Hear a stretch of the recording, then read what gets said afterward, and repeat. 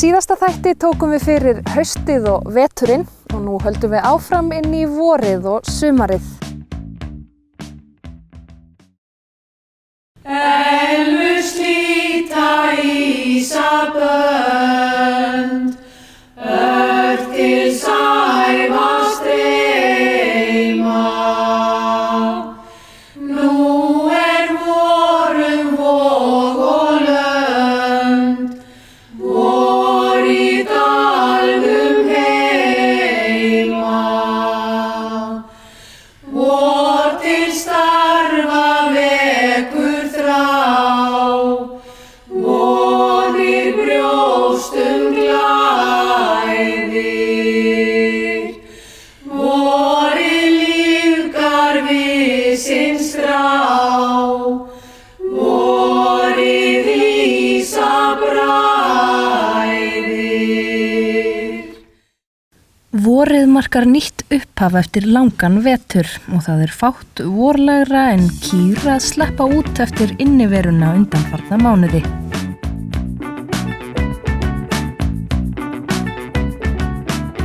Það alltaf gaman að leyfa kúnum að sleppa úr klaufunum svona á vorin.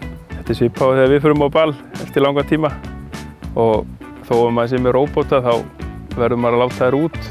Þó að sé svona erfiðara, geti ekki verið lengi í einu en bara oftar. Og svo hann nú kannski ekki alveg eins fjörugar af því að þær alltaf lausar inn í fjósi. Þetta ekki eins og var, voru bundnar með keðju allan veturinn og þá voru alveg brjálaðar, það fóru út og voru svona leikið að jafna sig oft.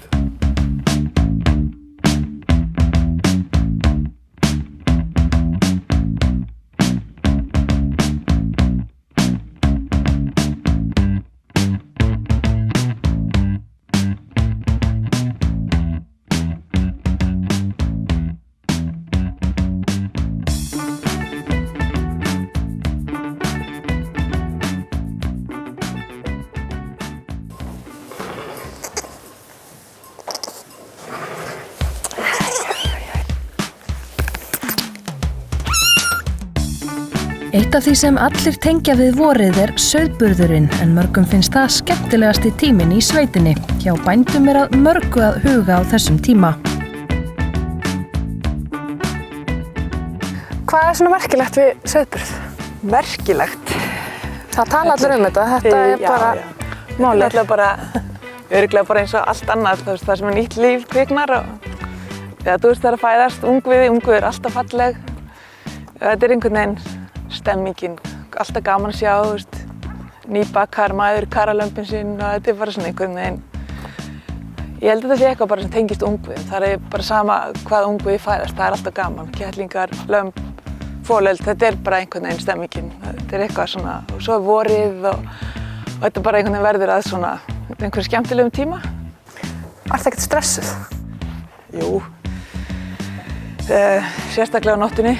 Þar ég að vaka alla nóttina og ömurlegt að koma kannski nokkrir dagar í röð þar sem að maður missir lömb, missir kindur og svona einhvern veginn, já, allt verður ómögulegt. Þá maður bara ekki voðalega hress. Verður í skapi á maður hundfúll og leiður og þá þetta ekki svona sama stemmingin að koma upp í fjárhús. Koma með heimalinga kannski, allir með júgbólgu, ömurlegt veður, ekki hægt að setja út, það alls konar svona neikvætt líka við þetta. En sem betur fyrir það nú alveg frekar undantekning, sko. Við fréttum að þú værir dálítið góð í því að taka á móti lömbum og værir gjarnan fengin á aðra bæi til þess að hjálpa til. Hvernig verður maður eiginlega góður í þessu? Það það.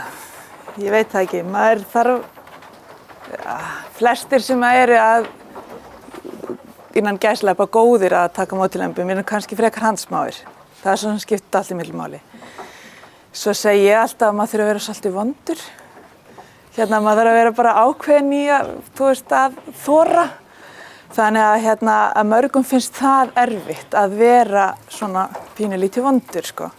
En svo þetta bara þjálfun. En ertu farin að þekkja til? Sérðu til dæmis á kindinni ef hún burðarleg eða? Já. Svona, það auðvitað mismunandi bara eins og konur. Þú sumar búin að bera bara á no time og aftur gengur miklu hægar hjá öðrum og Það eru lengi en það eru alls konar merki sem maður sér. Þær eru orðnar þrútnar aftar en það koma mikið júra á þeim. Þær fara að krafsa, éta svona með hléum þegar ég er að gefa, þú veist, þá koma þær bara örlítið að og fara svo frá. Fara að krafsa svona eins og þessar að gera en hún er samt ekki fara að bera. Standa upp, leggjast, endalaust að reyna að finna sér betri stellingar og svo náttúrulega bara fer maður sjá belg og þær fara að rembast og svona. Komið því, hérna, hoppa sín.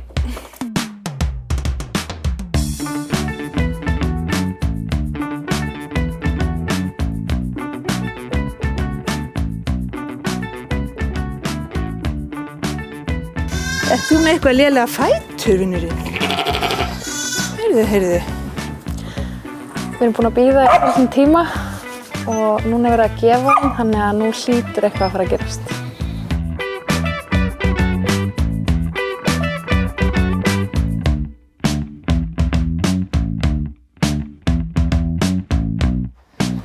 Jæja, stelpur, eruð þið að plata okkur upp á skónum?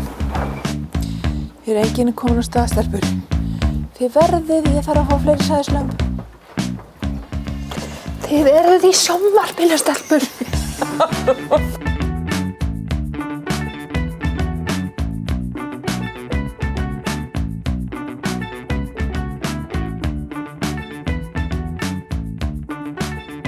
Það er ekki neitt að gerast. Þær bera greinilega ekki neitt frekar þó þær ég vonaði að lenda í sjónvarpinu.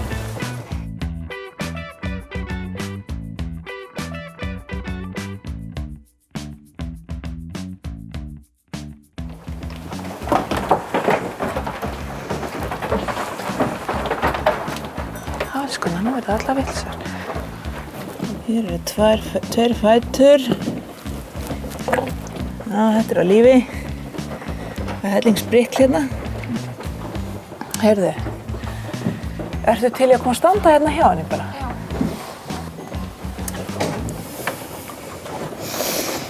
Ef ekki að fá eitthvað svona sammála að hver ætli að koma fyrstur í heiminn. Kemur svo ekki höfuð hérna. Jú. Ekki einu svona stórt höfuð. Sko, kemur snappa. Kemur einhver armur hérna. Þannig, já, svona, já. Flott. Þannig, já. Halló.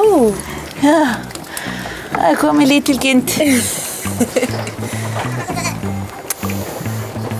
Æ, gætlingin mín.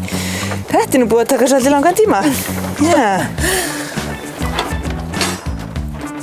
Þetta er kraftmikið lamb.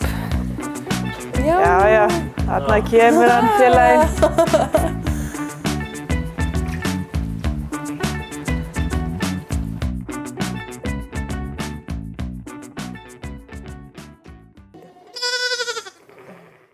Ferðaþjónusta bænda fer sífellt vaxandi og vorið er annasamur tími hjá ferðaþjónustubændum.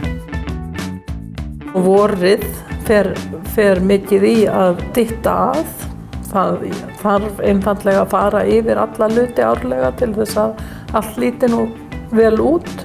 Það þarf líka að fara yfir, það er ekki nóg að gera það innanhús, það verður að gera utanhús líka. Það skiptir máli að aðkoman sé góð líka. Fyrsta upplifun gestsins að renna í lað sé skemmtileg og þannig að vorverkin fara svolítið í tiltektir. Við skulum segja að veturinn fari svona í viðhaldsvinnu og það nær fram á vorið. Vorið fer svo meira í svona að hlúa að umhverfinu úti. Ásamt því að við erum náttúrulega bara alla daga að svara tölvupósti og meiri tölvupósti.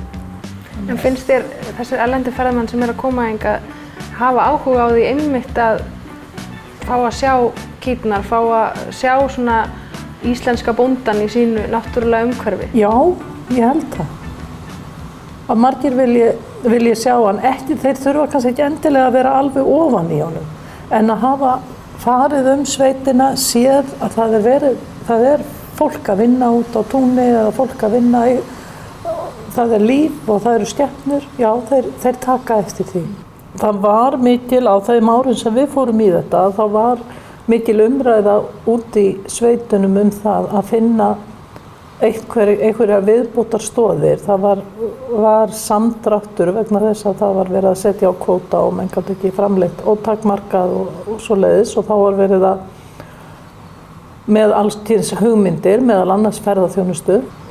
Svo var bara þarna hér á jörðinni ónotað hús og einhverja hluta vegna þá bara sá ég að það gæti verið tækifæri til þess, bara að skoða þetta í alvöru. Ekki þó með það í huga að ég ætlaði mér að fara að vera á kafi í þessu. Ég ætlaði frekar bara að leigja húsið út svona sem svona vikudvalarhús eða eitthvað slíkt og hafa ekkert fyrir fólkinu. En svo bara leiddist þetta út í þetta, svona smátt og smátt. Áður en ég vissi af þá var ég farin að elda mat á hverjum degi sem ég hafði nú svona reynt að koma mér undan áður. Þegar við fórum að taka, sérstaklega fann ég þessa tilfinningu að þegar ég fór að taka á móti gestum að þá fyllti það inn í ákveðið tómarúm sem að var í mínu lífi, skulum við segja. Ég hafði alist upp við það á stóru heimili þar sem afi og amma voru og pabbi og mamma og systkini hans pappa voru líka, og það reyndar hafði minn maður alist upp alveg á sama hátt. Og síðan kom öll stór fjölskyldan allt sumarið, og ég held að maður hafi sjaldnast sofið í rúminu sínu allt sumarið af því það var alltaf einhver, en að taka á móti gestunum kom svolítið í staðinn fyrir þetta. Fyllti sem sagt upp í þetta gat gestrisninnar, skulum við segja, sem að ég held að svo margir hafi alist upp við út í sveit. Úr ferðaþjónustunni yfir í skógræktina, en á vorin gróðursetning í fullum gangi hjá skógarbændum.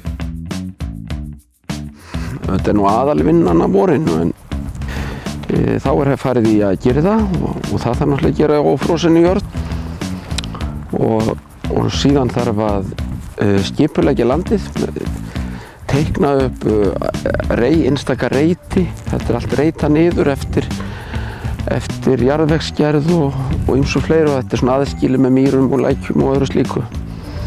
Og svo þarf að ákveða hvaða plöntur í hvern reit. Lerki vex til dæmis best í þurru og jarðgrunnu og jafnvel svona melum. En furra og greni kannski í meira deiglendi. Svo þarf náttúrulega að jarðvinna. Hér þarf að jarðvinna allt land.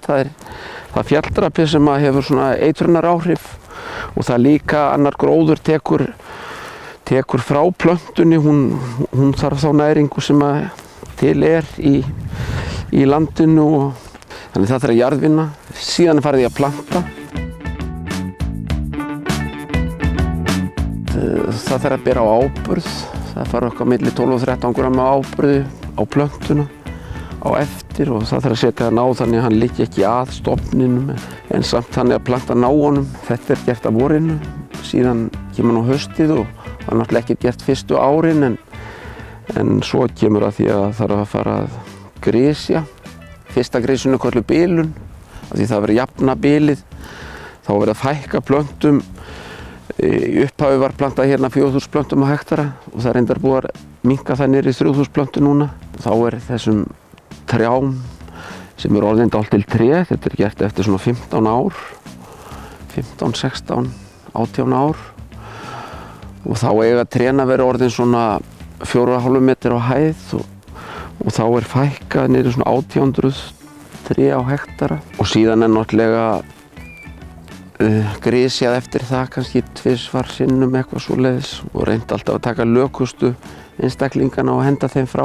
Já, ég hljóp nú yfir eitt atriði sem náttúrulega klippingin, tvítoppa klippingin.